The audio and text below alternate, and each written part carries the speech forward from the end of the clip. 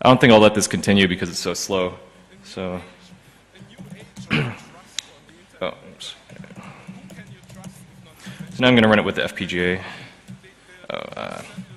This script right here swaps the image on the FPGA, so it's running my CowPatty image. So now it has totally new hardware on it, and it's geared towards cracking PBKDF2. So this should run on the FPGA.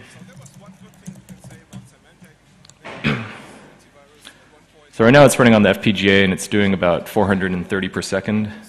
And it should find it in a couple more seconds here. So you can see that it's noticeably faster. Yeah, there we go.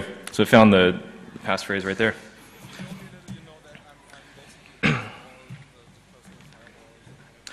Now, okay, on to cracking WEP. A friend of mine wrote these tools called Airbase or JC WEP Crack. Has anybody ever used that or heard of it? No?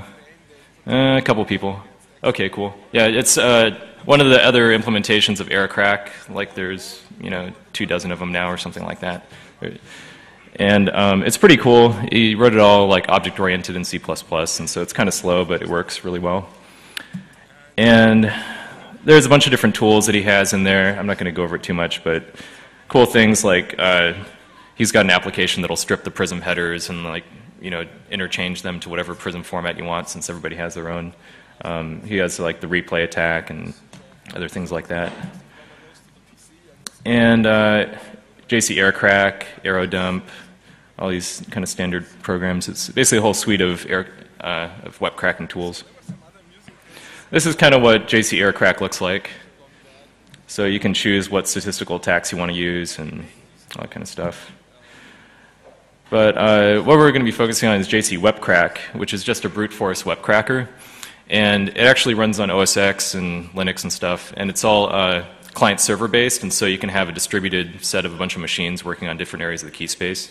And it'll send out jobs to all of them, and it's pretty cool if you have lots of machines. So this is what the server looks like.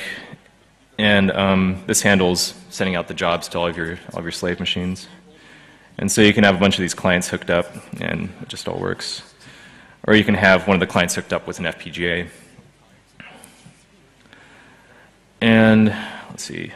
This is kind of a future model where he wants to integrate it into JC AirCrack. So basically anything that does like RC4 cracking or WEP cracking, you can just use his API and it'll automatically offload it to the FPGA.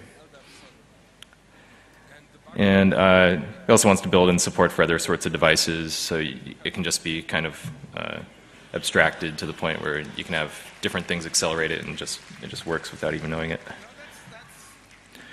So yeah, I'll just skim through this. Okay, has anybody here cracked WEP before? Yeah. Okay, cool. Everybody understands how WEP cracking works, kind of, sort of. Okay, well, for brute forcing WEP, basically, you sniff some sort of packet, and then you determine the PRGA output of RC4. How you do that is the first few bytes of every packet is predictable, the plain text, and so you take that predictable plain text and XOR it with the packet that you got, and then you get the actual output from RC4 for that particular key in IV. And so how you verify if you have an actual key is you run through RC4 with a particular key and the IV that was transmitted in the packet, and then you look at the output of RC4, and if that matches what you get in the packet, then that's pretty close. Like it means that it's probably the key, but you probably want to try with some other packets just to make sure, just in case there's two keys with the same IV or same PRGA. So then, like after you do some checking, if it looks like it's the right key, then there you go, you just found it. So it basically just involves running a bunch of RC4s until you find the right key. With my FPGA implementation, I usually use this one that uses 32 RC4 cores. So there's 32 RC4s running in parallel on the FPGA. And it uses block RAM for S boxes because S boxes take up a lot of space. And it'll try every key between start and end. So you can give different ones start and ends in different areas of the key space and basically split it up to however many times you want. Looking at RC4, if you're familiar with it all, there's this initialization step where it initializes the S box, which is a permutation. So like S0 equals 0, S1 equals 1, S2 equals 2, and so on. And then in the KSA, it basically does a bunch of swap operations based on the key. So it just starts swapping around values because it's permutation. And depending on the key, you know, the output of that will be a certain permutation of 256, like in there. And then it uses that permutation to basically output bytes and do more swapping for the actual PRGA output. Now, when you look at this from an FPGA perspective, this initialization is going to take at least 256 clock cycles when you're using block RAM, because every clock cycle you're writing in a new value to initialize the block RAM. And so that takes a lot of time right there. With this, that would also take, you know, at least 256 clock cycles with optimizations and stuff. And so just the initialization is taking up a lot of time. So, oh yeah, and basically that's the input and that's the output to the whole thing. But I'll go into kind of how I optimize that a little later. Right now, with the card, all you have to do is tell it, like, you know, start at this key, end at this key, and look for whatever PRGA you have. Oh, yeah, babe. Okay, there we go. So like, let's say key 0, key 1, key 2. Key 0 is dude, beef, dead. None of those match the PRGA. And so then we tried the other keys. And then it turns out that, oh, look, this one is the matching key. And so then it turns out that, yeah, that's the right one. So now we know what key it is. Yeah. For optimizing the initialization here, my original thought to do this was to have two block RAMs that kind of swap between each other for each RC4 core. And so initially, to initialize this block RAM, we initialize that to 0 through 255. And then RC4 uses that one, and at the same time, I'm kind of filling up this other one, and then it just swaps back and forth between them. And so the initialization is done in parallel. And I kind of came up with a better optimization for speeding that up. And how that is during RC4, in the KSA step, it actually writes to every value inside the S box, because when it's doing the swap, it swaps like every value out. And so my idea was that with all those writes, we use a 16-bit block RAM instead of an 8-bit one. And during each 16-bit write, we write into like the top 8 bits with whatever the address is that we're writing to. And so at the very end, we end up with you know, like all the values we're actually using in the bottom 8 bits, and then all the initialized values in the top 8 bits, and then just swap in between using the top and the bottom, sort of. So it requires less block RAM, basically.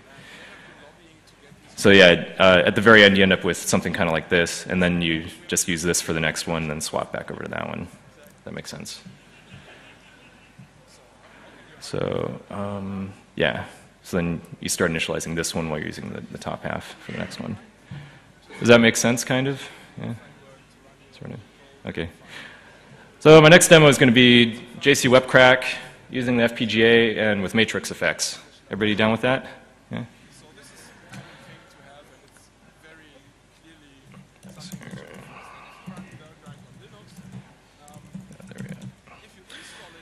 Okay, so with this, I built another handy-dandy script.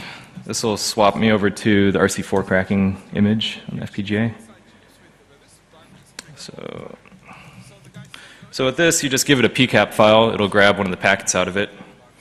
And then you tell it how big the WEP key is. In this case, it's 40. And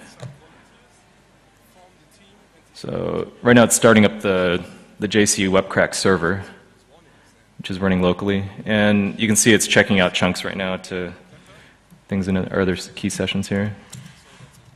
There we go. So there's some matrix effects.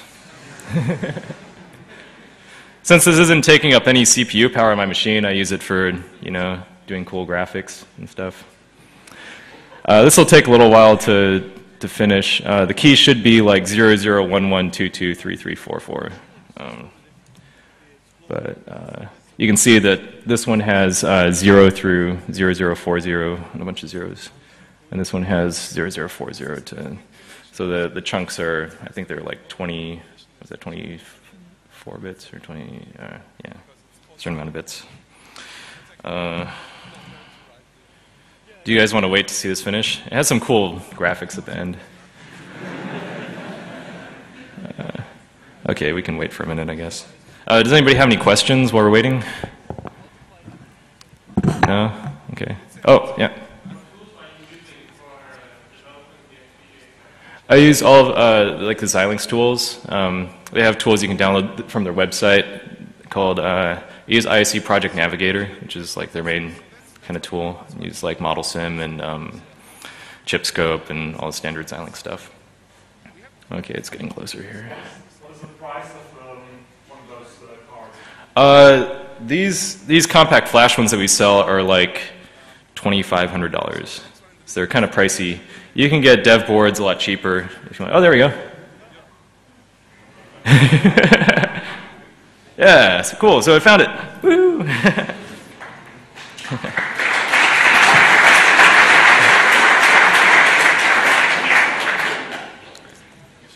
Okay. Yeah. So on a fairly decent P4, you can get maybe about 300,000 per second. If you anybody have any numbers on how many RC4s you can do per second in your computer? Okay. Well, on my laptop, my fast one, I get about 300,000 per second. On this little compact flash card, I get about 9 million. So that's was that 30 times faster? Yeah. Yeah, so 30 times faster on this little compact flash card versus my laptop. And if you have a cluster, you can make it faster if you want. So definitely a speed improvement there. Now, moving on to Landman.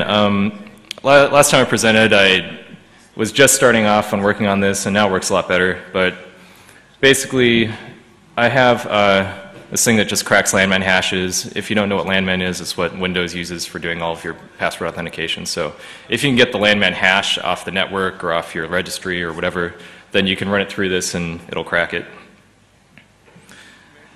And basically how it works is you send the hash over to the FPGA. In this case, I can crack 128 hashes in parallel. And then it generates a bunch of passphrases. So, it starts with like, is your password A, is it B, is it C, and then on to like, up to, I think 7 characters long is the max one. And then it generates these hashes and runs a crypt on them, sees if it matches your hash or whatever, and if it does, then it sends the password back and says, hey, we cracked this. How this works is a little complicated. I basically have like a variable radix counter, so you can say I just want to crack A through Z or A through Z and 0 through 9, or I want to crack like all the typable key space. And so it basically counts through like 0 through 26 or 0 through 36 or whatever, and then it converts that over to an actual password, and that gets fed over to the modified DES crypt function to run Landman on it. And then it saves it out into a ROM. Well, it saves out the password that corresponds to the actual generated password into the ROM, and then it puts the hash into a pipeline. And this pipeline is pretty huge. I think it's 128 registers that are all 64-bit registers. And then kind of how it works is it does a compare on each one of these to each one of our hashes that we're cracking, since we're doing 128 in parallel. And then if any of those match, it figures out which one was cracked, pulls out the right password, and then saves it into like our output ROM, which you can read back from the PC. So it's a little complicated, but when you're doing 128 64-bit compares in parallel, it's kind of hard to fit on the FPGA, so that's why I use the pipeline so it can spread it out along the FPGA. And then it says, okay, well, I cracked this one, and so it sets the status bit so you know which ones have been cracked and which ones are still working. So this one actually has a graphical interface, and it runs on Windows, Linux. It should be easy to run on OS X because it uses WX widgets. And there's also a fast mode. If you're just cracking a single hash, you can take away all the space that it uses for the 128 compares and just put on 2 extra DES cores, so it does it 3 times faster. And automatically loads the required FPGA image and supports multiple cards. So if you got a couple hundred cards in a system, it'll split it up and do it really fast. Some